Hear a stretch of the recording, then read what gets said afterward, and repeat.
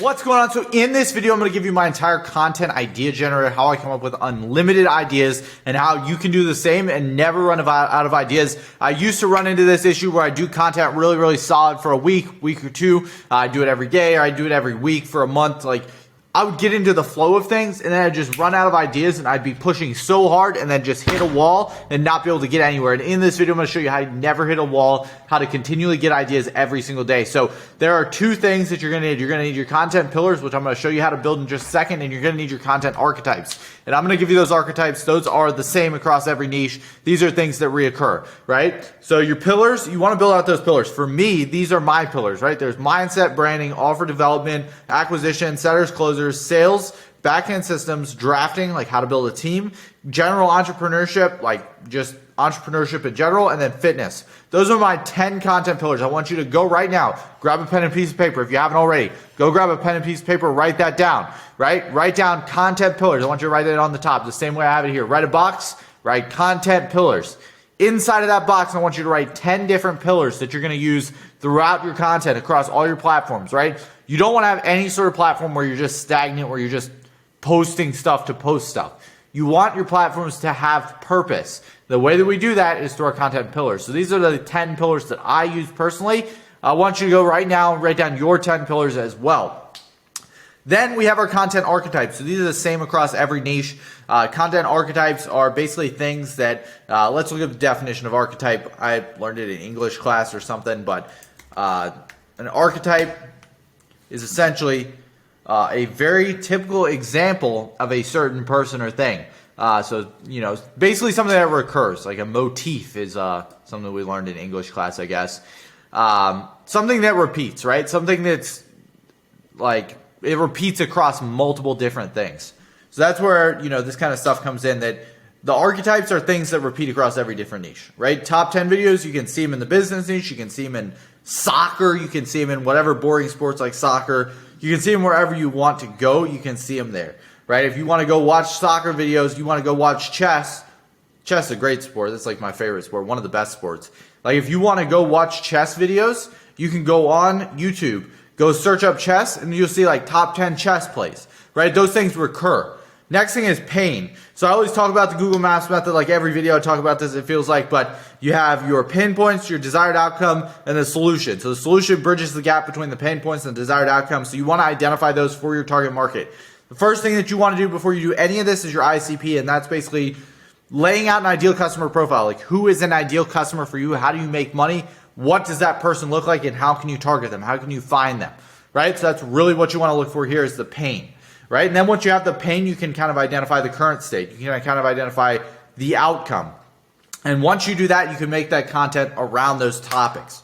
Right? The next thing that we want to have is our blind spot. So anything that when you are farther down the road than somebody, you see something that other people don't see. And when you see those things that other people don't see, it's very beneficial to show people those blind spots, right? To show people, hey, there's a blind spot right there. Don't go here, or make this decision instead. If, like for me, if I've taken a person from 0 to 100K a month, right, I can tell somebody how to do something who hasn't done that thing yet, right? So you can teach people their blind spots. The next thing is how to. So how to grow something. And a lot of this comes down to right? Storytelling is huge in content. You want to be able to tell stories. So if you can say how I achieved this result, how I went away from this pain or towards this gain, that is how you create killer content. How I is better than how to in most scenarios, but how to works sometimes as well. You want to talk directly to the person in your videos, but that's another story.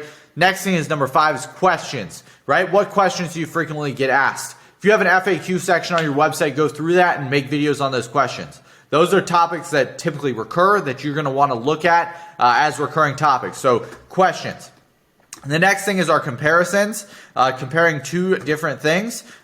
You can, do this in many different ways, but if you have like a similar product, or you say, okay, I want to talk about the difference between a setter and using automation to do it, right? I can make a video comparing those two things, right? So those are some of the things that you want to look at, is what two things can you compare? What two options can you compare, and show how one will take them further away from their pain and closer to the gain.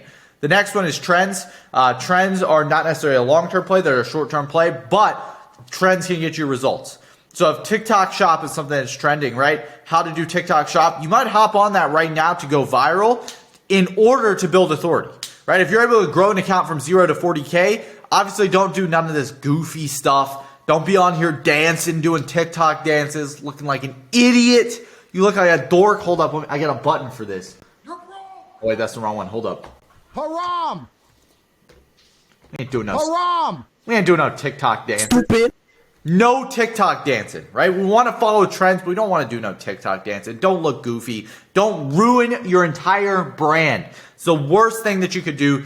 But if there's a trend that's similar, keyword similar to your niche that attracts the same audience, then follow that trend, right? That's one place where you can follow a trend. The next thing we got is our interviews. So if you do, especially if you have client interviews or someone that you've got results for and you can do a case study like through an interview, that's going to be huge. Interviews go really good, especially if you post them out on Twitter. You should be repurposing this, and we're going to talk about that in a second, but interviews do really well. Next is results. So case study videos, those are the best. For example, my business partner just did a video yesterday where he's talking about how he added 30K in a day onto a client's business, how he made a client 30K in one day. He made that video, and that video will probably perform better than some videos because it talks about results, right? Especially if we're targeting on like Twitter or platforms like that, results go crazy.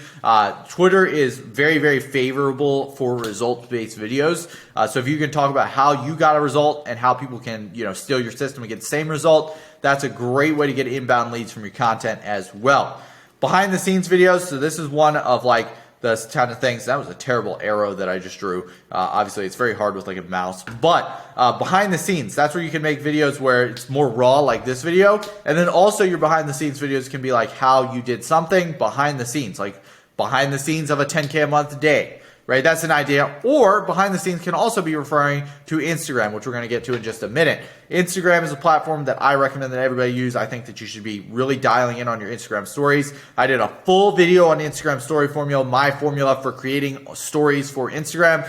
That video is going to go crazy for you. If you're looking to grow an Instagram account, go watch that video. I'm not selling anything. I just want to tell you, go watch that video. That video is going to be very, very valuable.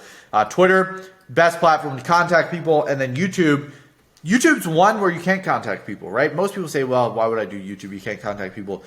In my opinion, honestly, I think YouTube's one of the most powerful platforms just due to the fact that like people on YouTube are generally higher quality people that are searching out your video. It's also much harder to grow on YouTube. So, 100 YouTube subscribers is the equivalent of probably 10K TikTok followers, right? It's much harder to grow on YouTube. That's why it works so well. And there's not as many people doing it, especially if you're in a niche like what I'm in, like where I scale influencers build monetization systems. The best place to do that is YouTube because YouTube is, again, the biggest search engine. Second biggest search engine is TikTok. So if you're only going to focus on 3 platforms, these are the 3 that I put my focus in right now in 2024 or in the future. Most likely they're the same 3. And yes, it's Twitter. It's not X. Screw you if you say it's X. Like everybody puts that in the articles. No, it's not X. So next thing is KPIs. You need to be setting KPIs for yourself. These are the KPIs that I recommend you follow. These are like bare minimum right here. You don't really want to go any lower than this. If you're going lower than this, like you're not even really trying. You really, really need to be dialed on these. Very, very important that you dial in on these. So the first thing is obviously long form YouTube. Long form YouTube is built not to get attention necessarily, but more to, garner the actual sale, right? This is to nurture people as long form, right? Then short form here, this is what everybody does, and this is why most people will tell you do 1 a day. I recommend doing that as well. 5 a day, again, bare minimum that you should be doing. 5 shorts a day, very bare minimum. Tweets, 35 a week, 5 tweets a day, and I might have said 5 shorts a day. I don't know. It should be 5 a week. It should be like preferably 5 to 7 a week. That's kind of ideal. Make sure to focus on quality here. Don't use no ChatGPT. Same with the tweets. ChatGPT is kind of bullshit, so don't use it. But yeah, these are the weekly content KPIs that I would give you if you want to kind of continue to get ideas. Really good way that I've seen this done before as well. Take your tweets, post your 35, post 5 a day. Of those tweets, whichever one performs the number 1 best, we want to turn into a long form YouTube video. And whichever one, the top 7 or top 5, we want to turn them into shorts. This is very, very easy to get to 5 a day.